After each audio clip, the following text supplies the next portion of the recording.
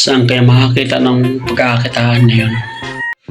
Wow, ayos. Pag sinuswerte nga naman talaga, wala ang may-ari.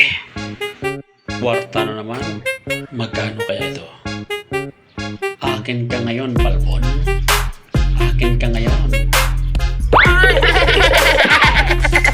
Bawang ulit ha. Andito ang susi.